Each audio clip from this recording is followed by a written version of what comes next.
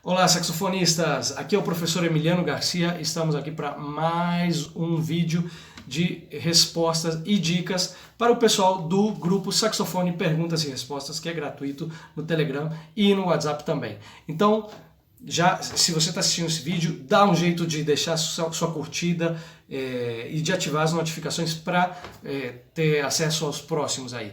Hoje eu vou falar um pouquinho sobre algo que tem me perguntado várias vezes, de diversas formas, e é basicamente o que e como a gente deve estudar para desenvolver na improvisação. Então, a resposta a essa pergunta serve basicamente para todos os instrumentos, não só para o saxofone, serve também para o trompete, para a flauta, para o clarinete, para o trombone, enfim, para o piano, para o violão, para a guitarra. Mais ou menos a ideia é a mesma, mas focando no saxofone, a gente vai também dar umas dicas especiais. Primeiro, a gente tem que pensar o que é a improvisação. A improvisação é a criação mais ou menos instantânea de um conteúdo musical. A gente está falando de música, improvisar, a gente pode improvisar de várias formas, inclusive na fala. Para isso, nós normalmente trabalhamos a improvisação, por exemplo, no caso da improvisação jazzística ou dentro da música instrumental brasileira, enfim, que tem essa relação com o jazz, por exemplo.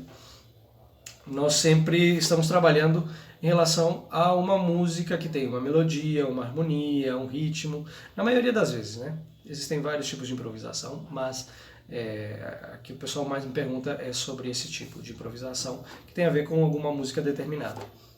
Então, a gente vai criar um conteúdo musical novo comentando, né, sobre esse tema que a gente já conhece e tem trabalhado bem.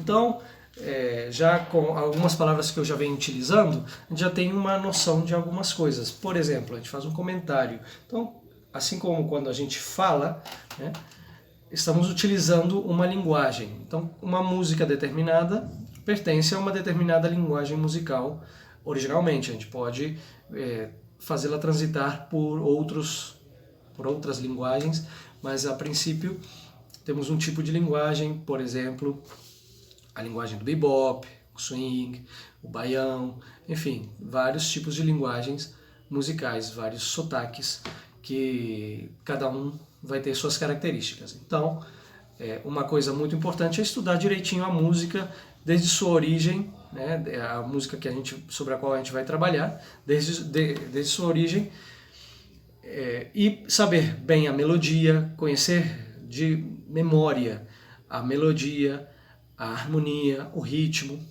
ver as possibilidades que a gente tem de liberdade, e tudo isso tem que ser muito bem trabalhado, certo?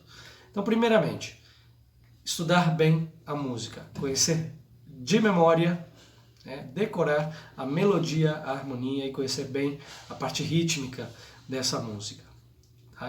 Para que isso aconteça de uma boa forma, é muito legal, é melhor se eu gosto dessa música, se eu gosto muito dessa música. Então, porque eu vou ter que ouvi-la muitas vezes, é bom ouvir muitas versões, muitas diversas gravações por diversos artistas, para enriquecer aí o nosso vocabulário e as ideias, despertar ideias sobre as quais a gente vai trabalhar para fazer os comentários, os comentários musicais.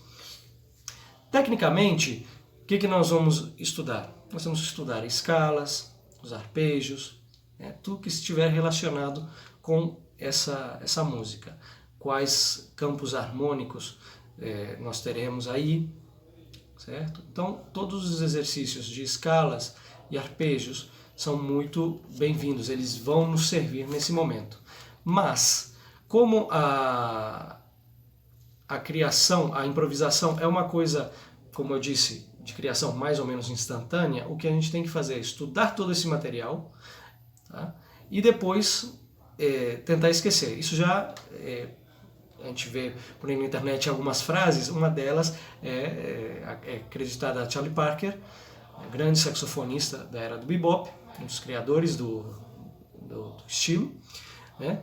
E que é aquilo de estude todas as escalas, todos os arpejos, toda a técnica do seu instrumento, toda a música e depois esqueça tudo e toque, né? Então é basicamente isso. A gente, na hora de improvisar, se a gente fica preso, eu vou usar isso aqui, eu vou fazer aquilo ali, a gente não está realmente deixando a música fluir. Então a gente tem que fazer a preparação prévia de uma forma muito intensa.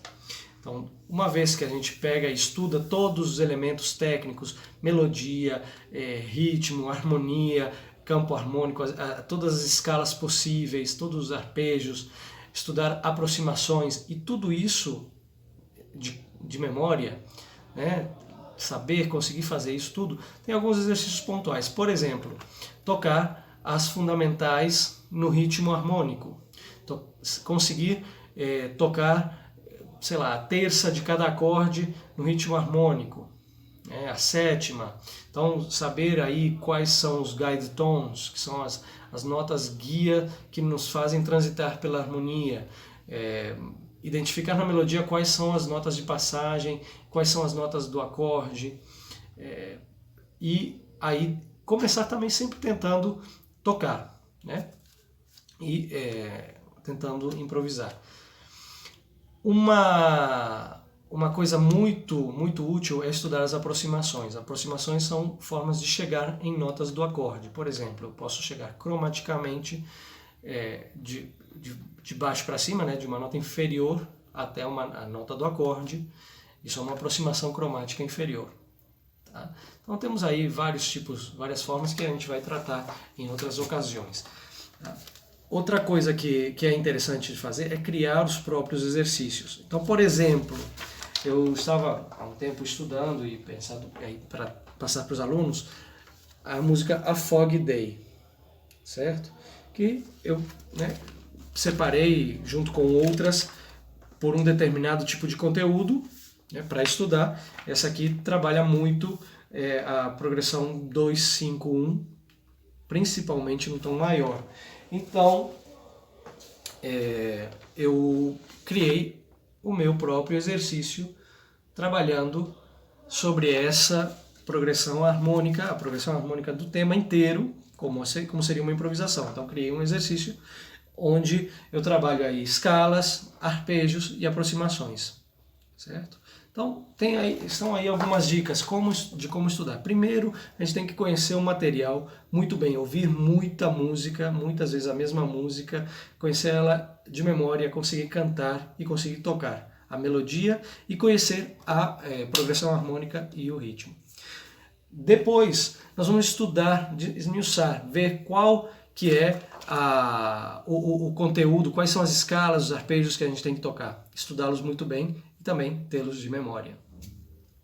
Depois, estudar as aproximações, tocar as linhas de baixo, né, as fundamentais dos acordes, os guide tones, que são as terças e as sétimas, e criar alguns exercícios. Se você fizer isso tudo com uma música, com certeza você vai ter muito mais propriedade, muito mais liberdade, vai conseguir criar uns solos bem interessantes, tá bom? Então espero ter ajudado. Essa é uma dica que tem muitas partes para a gente trabalhar aí, inclusive nos cursos, nas aulas. E se você quer fazer mais alguma pergunta e não está ainda no grupo, deixa aí nos comentários, me pede que eu te mando o link, tá? O grupo de saxofone, perguntas e respostas é gratuito e estamos te esperando. Também temos o e-book para baixar e várias coisas aí acontecendo. Então, fique ligado.